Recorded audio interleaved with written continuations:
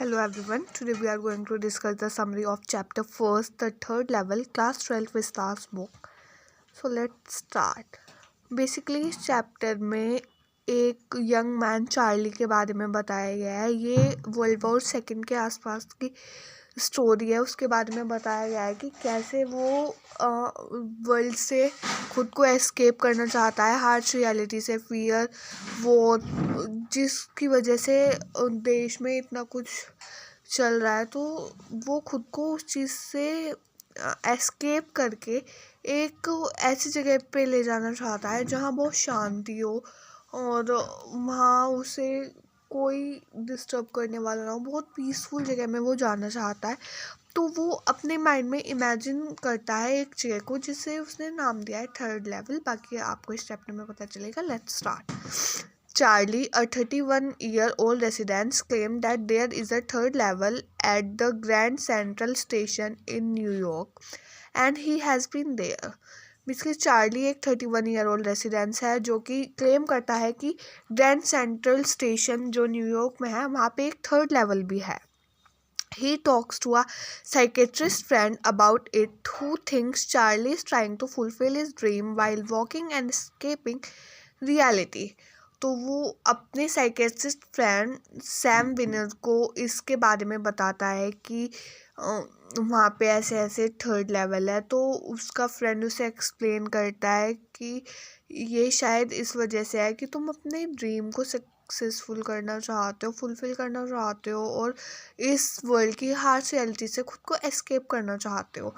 The psychiatrist explained that many people want to escape from the fears, insecurities and worry of the modern world and find a temporary refuge from it. तो psychiatrist friend जो होता है Sam banner, वो Charlie को explain करता है कि ऐसे बहुत से लोग हैं जो कि खुद को एस्केप करना चाहते हैं फियर, इनसिक्योरिटीज़ और चिंताओं से इस मॉडर्न वर्ल्ड की, और टेम्पररी रिफ्यूजी पाना चाहते हैं इन सब चीज़ों से.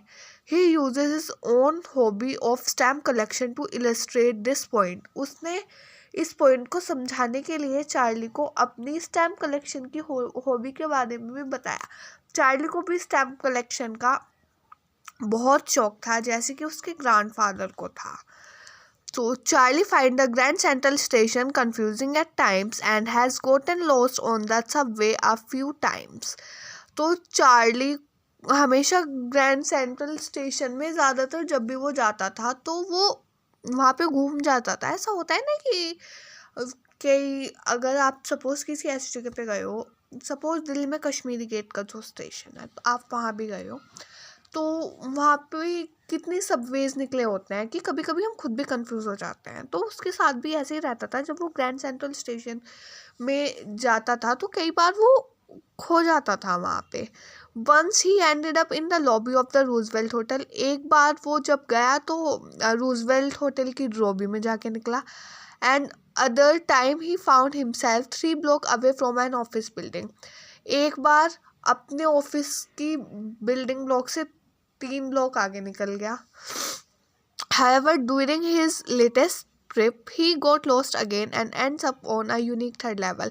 और इस बार तो वो थर्ड लेवल में ही पहुंच गया.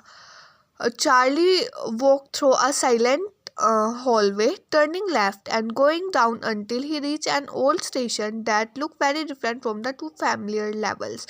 Basically, 2 levels जो होते हैं, फर्स्ट और सेकंड लेवल, उससे चार्ली का डेली का आना जाना था. तो उसे उन दोनों लेवल्स के बारे में पता था. लेकिन जब वो थर्ड लेवल में पहुंच गया तो वहाँ पे उसे चीज़ें बहुत अलग अलग दिखाई दी जिन 2 फैमिली लेवल्स को वो जानता था उससे. This small room has fewer ticket counters and train gates, a wooden information booth, and old-fashioned features like wearing gas lights, brass pitons, which remind Charlie the architect of 1880s. Basically, third level में जाके उसे न कुछ ticket counters मिले, train के ticket, wooden information booth और कुछ ऐसे ओल्ड फीचर्स, ब्रास पिटोन्स जो उसे 1880s बेसिकली 1890s के उसकी याद दिलाते थे. ऐसे उसे वहाँ पे कुछ चीज़ें मिली. इसके बाद देखते हैं हम He seek people wearing outdated clothes and check a newspaper called The World to find that the date is 11 जून 1894। वहाँ पे उसने लोगों को देखा कि उन्होंने बहुत आउटडेटेड क्लॉथ पहने हुए हैं, बहुत पुराने ज़माने के कपड़े पहने हुए हैं, और उसने फिर वहाँ पे एक न्यूज़पेपर उठा के देखा, द वर्ल्ड जिसका नाम था, उसने उसमें डेट देखी तो डेट डली हुई थी 11 जून 1894। Where Charlie tried to buy 2 tickets, he realizes he need to use old currency. तो जब चार्ली ने वहाँ जाने के लिए 2 टिकट खरीदने के लिए वो सोचा, तो उसके पास जो थी वो न्यू करेंसी थी, और 1894 के हिसाब से उसे पुरानी करेंसी चाहिए थी वहाँ टिकट खरीदने के लिए।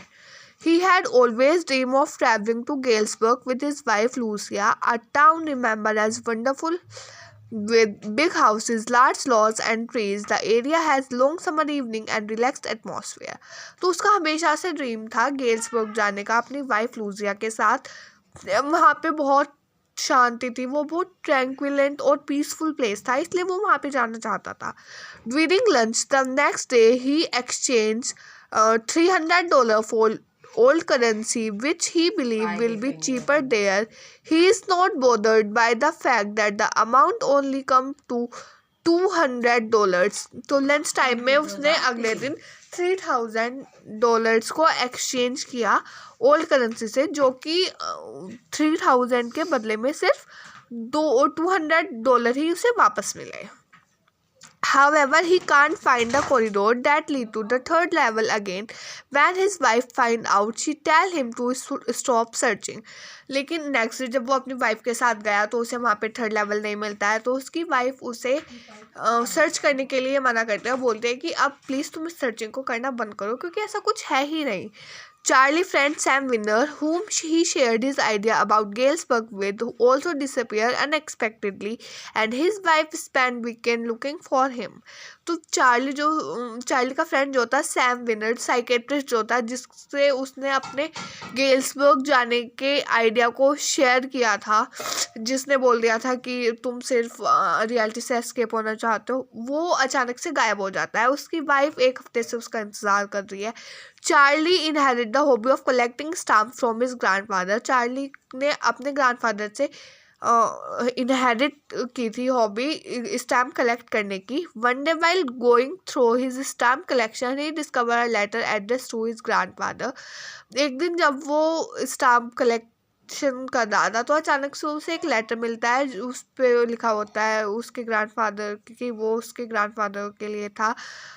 इन गेल्सबर्ग का था, मतलब गेल्सबर्ग से लिखा गया है, which has the post mark of a faded 6-cent stamp with a picture of President Garfield. Okay, what surprised him more is that the letter wasn't there before. लेकिन चार्ली को सबसे ज़्यादा शौक जब जानकर लगता है जब उसे पता चलता है कि वो लेटर पहले तो था ही नहीं, क्योंकि उसे डेली स्टैम्प कलेक्शन की हॉबी थी, उसे आज से पहले वो लेटर कभी नहीं मिला। The letter written on 18 July 1884 invites Charlie and Lucia to Galesburg and is from his psychiatrist friend Sam. तो वो जब लेटर को खोलता है तो उसे पता चलता है कि वो 18 जुलाई 1884 का लिखा गया है, जहाँ उसके साइकेट्रिस्ट फ्रेंड सैम ने चार्ली और लूजिया को गेल्सबर्ग के लिए इनवाइट किया है, और सैम ने इस लेटर में बताया है कि वो गेल्सबर्ग जा चुका है और उसने अपने $800 ओल्ड करेंसी के बिजनेस में वो इन्वेस्ट कर दिए हैं। बेसिकली इस चैप्टर में इतना ही था कि कैसे चार्ली अपने रियलिटी से एस्केप होके, जो कंडीशन उस टाइम थी उस चीज़ से एस्केप होके एक ट्रैंक्विलेंट और पीसफुल प्लेस पे जाना चाहता था। So thank you.